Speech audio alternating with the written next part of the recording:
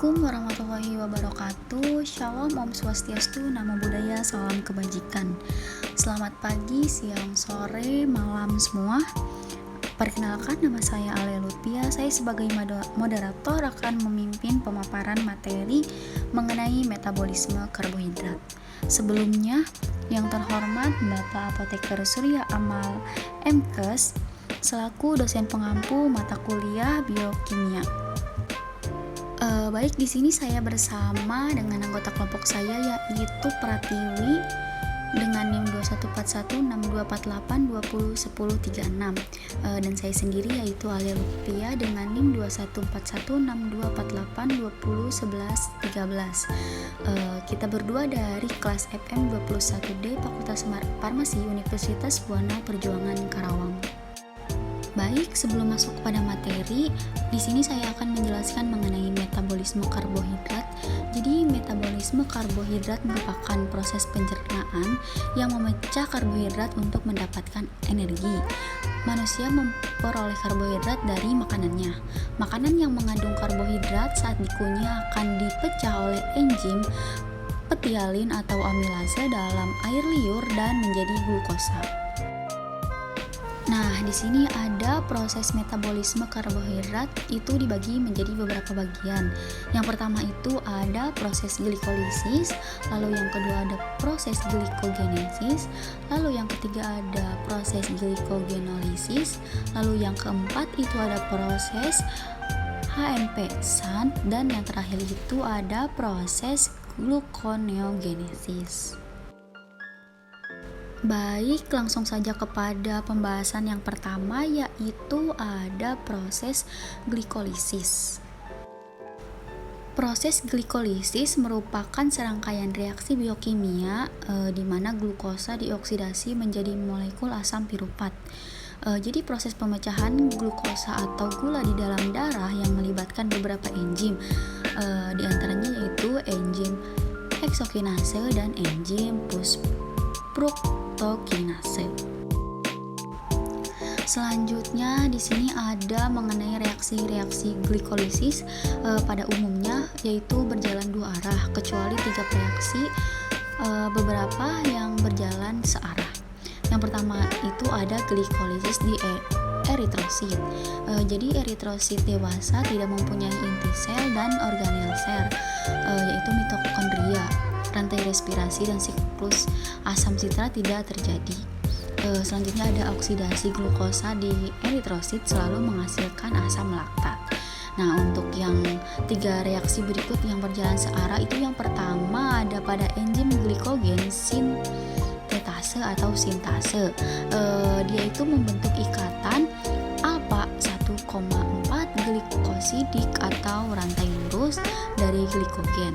Yang kedua itu ada reaksi enzim pencabang atau branching enzimi. Dia itu membentuk ikatan alpha 1,6. Yang terakhir itu ada reaksi yang berjalan searah yaitu glikosidik atau rantai cabang. Dia itu menghasilkan dari glikogen molekul glikogen seperti pohon plus cabang dan ranting. Untuk yang kedua ini ada glycogenolisis. Adalah lintasan metabolisme yang digunakan oleh tubuh selain gluconeogenosis untuk menjaga keseimbangan kadar glukosa di dalam plasma darah untuk menghindari simptoma hipoglisemia. Merupakan proses pemecahan molekul glikogen menjadi glukosa. Proses pemecahan glikogen ini ada dua, yaitu dalam otot dan dalam hati. Untuk yang dalam otot tujuannya untuk mendapat energi bagi otot. Hasil akhirnya pivot atau laktat sebab glukosa 6 yang dihasilkan dari glikogenolisis masuk ke jalur glikolisis di otot. Untuk yang di dalam hati, tujuannya untuk mempertahankan kadar glukosa darah di antara dua waktu makan. Glukosa 6 akan diubah menjadi glukosa. Glukosa 6P ditambah H2O glukosa ditambah PI dan glukosa 6-fosfat. Untuk yang ketiga, gluconeogenesis merupakan lintasan metabolisme yang digunakan oleh tubuh selain glikonesis untuk menjaga keseimbangan kadar glukosa di dalam plasma darah untuk menghindari sindrom hipogliksemia. Merupakan proses sintesis atau pembentukan glukosa dari sumber bukan karbohidrat. Untuk yang pertama itu pembentukan glukosa dari bahan bukan karbohidrat pada mamalia terutama terjadi di hati dan ginjal. Untuk substratnya ada asam laktat dari otot, eritrosit gliserol dari hidrolisis, triacylglycerol dalam lemak atau adiposa, asam aminoglykogenik, asam propianat pada ruminasia. Gluconeogenesis penting sekali untuk penyediaan glukosa bila karbohidrat tidak cukup dalam. Untuk yang terakhir ada glukosa dalam darah. Glukosa adalah gula yang terdapat dalam darah yang membentuk dari karbohidrat dalam makanan dan disimpan sebagai glikogen di hati dan rangka otot. Untuk glukosa darah dapat dipakai oleh semua jaringan tubuh yang disimpan pada bagian hati dan otot yang disebut glikogen, jaringan lemak atau disingkat dengan TG, trigliserol.